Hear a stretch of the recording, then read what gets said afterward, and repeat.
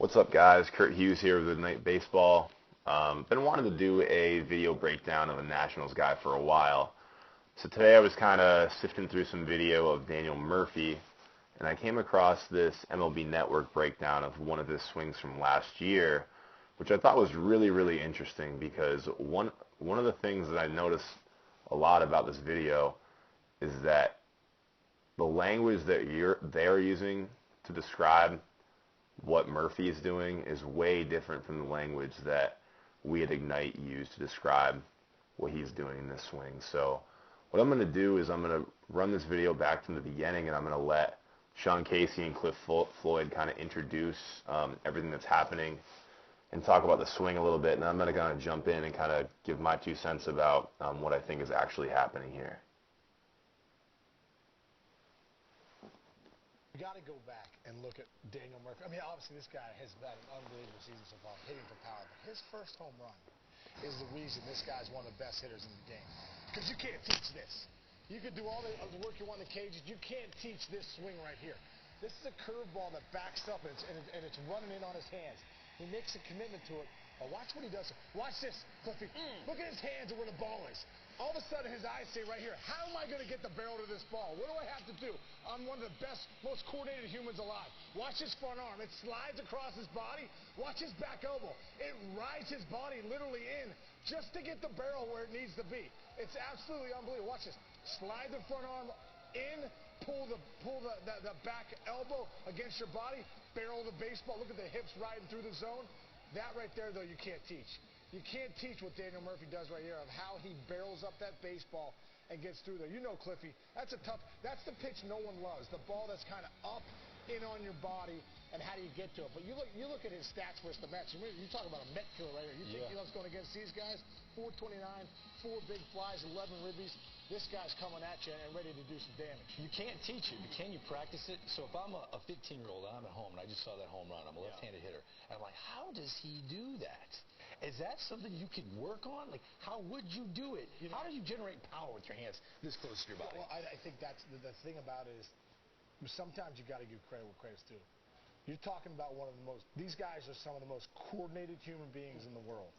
And Daniel Murphy might be at the top, in that top tier of coordination, you know. And so for him to do... So I think that this question and this answer is really, really interesting. And the reason that I think it's super interesting is because the moderator, I'm not sure the guy's name, to be honest with you, sorry, whoever that is, that I don't know your name. He asked, how do we generate power with our hands this close to our body? And Casey kind of just basically gives the Daniel Murphy is a freak, one of the most coordinated human beings of all time. And while I agree that Daniel Murphy is super coordinated, obviously he gets paid a lot of money to, swing a baseball bat, so he probably has a really good hand-eye coordination. That said, he kind of gives the, he's a freak answer.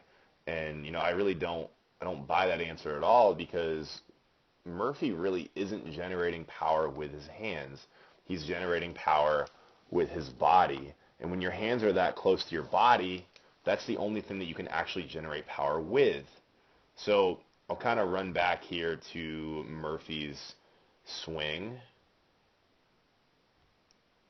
I'll kind of do the one where it's going full speed because I can slow it down and the other one's really choppy.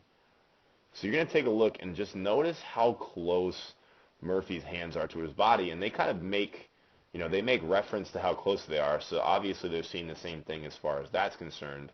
But you're going to hear in just a second when I kind of go back to that, what Casey was saying. They're talking a lot about what the hands are doing and, the role of the hands and being able to do all this stuff and where you're pulling your hands. Well, realistically, what I see when he's turning is that his body is totally generating this entire movement. And the way that we can tell that is because his hands stay really, really close to his shoulder throughout this whole time. They're married to the movement of his shoulder. So as his back shoulder moves, his hands move as well. And you're also going to see that his belly button and his belt buckle start way before his hands do. So you're going to see right here in this frame, you kind of see his shirt kind of blur a little bit and get wrinkly right here in this frame. And that's because his hips are opening long before his chest opens, which allows everything to come around and allows him to just absolutely crush this ball.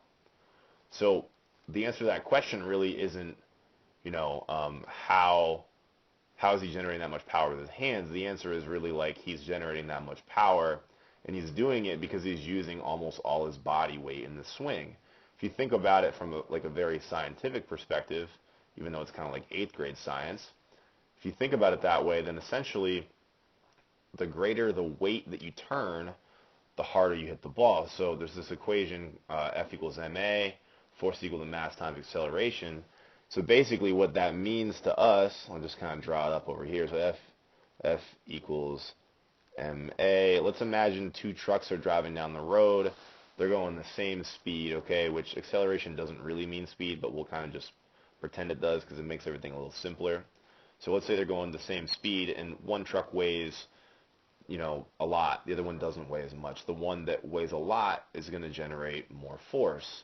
So Murphy, when he turns his body like he does, and he's able to get his hips way open and have the rotation of his hips pull around his shoulders, that makes the mass of his swing go way, way up, which means he can hit the ball far. So if he didn't let his hips pull his shoulders and he just went first with his shoulders, then his mass would go down even if his acceleration were the same. So it's kind of a little nerdy angle at it, but that's kind of how you have to think about it. So essentially, Murphy's really generating all of this power with his body, not his hands. So I'm going to kind of clear this. I'm going to go back to what Casey's saying. We'll let him talk a little bit more, and we'll talk about one more point before I finish up here. So I'll kind of zoom out because I zoomed in a little there. Sometimes you got to give credit where credit's due. You're talking about these guys are some of the most coordinated human beings in the world. And Daniel Murphy might be at the top, in that top tier of coordination, And so for him to do what he did, before you flip one, Cliffy, when that ball's coming in and it's right into your body, your eyes see it, and he made a commitment. So you saw when his hands came here, the ball was right here. And why these guys are so good and why Daniel Murphy's so good is he says his brain starts computing. How do I get the barrel to this ball? I've already made a commitment. It's right in on me, but it's 75 and it's backing up. So instead of doing the natural riding the knob down and getting it out front, and this arm laying straight and this arm laying like this, like you would teach to hit the inside pitch, his brain says, nah, can't do that because it's a different pitch. I got to come in here. I made a commitment. I'm going to slide this arm in. So Casey talks about how you would teach to hit the inside pitch by getting your arms really, really extended. And though I agree with him that you want to hit the inside pitch like out in front of your body, so that way your barrel angle is kind of like this when you make contact, so that way the ball can kind of go here. This isn't a really good line, but essentially, so the ball can kind of go, if you're left-handed, to the right side, like, over the second baseman and like the first baseman. While I agree with him in that sense, the issue with when you get your hands extended is that that makes your barrel roll over. So your hands are going to go like this. Whoop, they're going to kind of flip, and then that's going to make the barrel kind of do this as well. And what that'll do is it'll like turn your barrel. So if you think about your barrel like an axe, if you're like cutting a tree down, you only want to cut the tree with the sharp part, because if you rotate the axe and it hits the tree, then you're probably going to break your hand, just because, trees are really hard. So we want to think about hitting a baseball the same way. If we were to roll our hands over, or if we were to get fully extended like this to hit any pitch, the second that we become fully extended, that's when our hands roll over. So ideally, we want to try to not really get extended, but we want to try to keep our palm to the sky for as long as we can. If we can keep our back palm to the sky, so this back palm here, if we can keep this up for as long as we can, that allows our barrel to kind of like cut the ball, just like we were talking about like with a tree. So Casey is talking about really getting extended, and that's how he wanted to teach, or would teach a kid how to hit an inside pitch. And he probably would say the same thing if you were going to hit a middle pitch or an away pitch. Obviously, I'm speculating. He didn't actually say that. But most of the time, these guys talk about like hands first, and they talk about wanting to bring your barrel and your hands right to the ball. So if this is how he's talking about hitting an inside pitch, if you were hitting a middle pitch, it would just be bringing the hands here. If it were away pitch, just bringing the hands here. Where realistically, I want to bring the barrel into the path of the ball. And once I get my palm to the sky, that's how I can get my barrel to the path of the ball. So you can see that his palm on his backhand here, when he kind of does this demo, is like here, here, here, and then it finally comes to the sky way out here. So by the time his barrel comes to the sky, his bat's already way out in front of his body, so he hasn't been able to get in the way of this ball at all.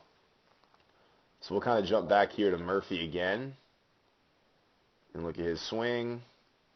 Clear everything up here so you can see it a little bit better. So here he goes.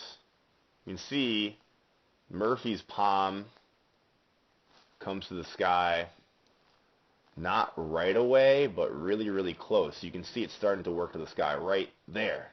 Boom. He's to the sky already. And look at how long it stays to the sky. It's still to the sky right here when his swing is finishing, which is kind of unnecessary, but still, his window in which he can make contact with the ball is really how long this palm is to the sky. Now, if he were hitting an away pitch, he would just flip his palm to the sky earlier before, like deeper, when the ball, so you'd be trying to make contact with the ball like closer to the catcher's glove. Now, if it were a middle pitch, it'd be flipping to the sky like a little bit later, and then an in pitch, or a pitch that's in, we flip our palm to the sky as, basically as late as we can, which allows him to kind of like cut the ball out in front of him like we're showing here. And then Floyd talks about, right after this, I'm not going to go to it because I don't want the video to be really long, but he says, how did he keep this ball fair? It's incredible. It is incredible that he kept the ball fair. It's a phenomenal swing. But that said, if you get to that extension point, that's when your barrel flops over and when your barrel angle becomes really like pointed right at us. And if you hit the ball with your barrel pointed right at us, or like where the camera is, then obviously the ball is going to go foul. But if you can keep your palm up, then you can kind of control your barrel angle and not let it turn so quickly that it comes right out of the zone. So that's one of the things that Murphy does really well also. And you'll see how far his elbows are apart right here in this frame. So if I kind of drew a line here between his elbows, you'll notice that he doesn't extend like at all. And you'll see that with a lot of really good hitters as well. Mike Trout is one of those guys that does an incredible job of hitting pitches all over the place without extending his arms. So really, we want to restrict the extension. If we can delay extension for as long as possible, that is going to allow us to be able to get our barrel in the way of the ball and keep it there. Hey, so if you're interested in any of this stuff and your kid kind of learning how to do this stuff, Ignite Baseball offers online lessons as well. Feel free to send a video of your kid hitting to Kurt@ignitebaseball.org, KURT@ignite baseball.org. Look forward to hearing from you.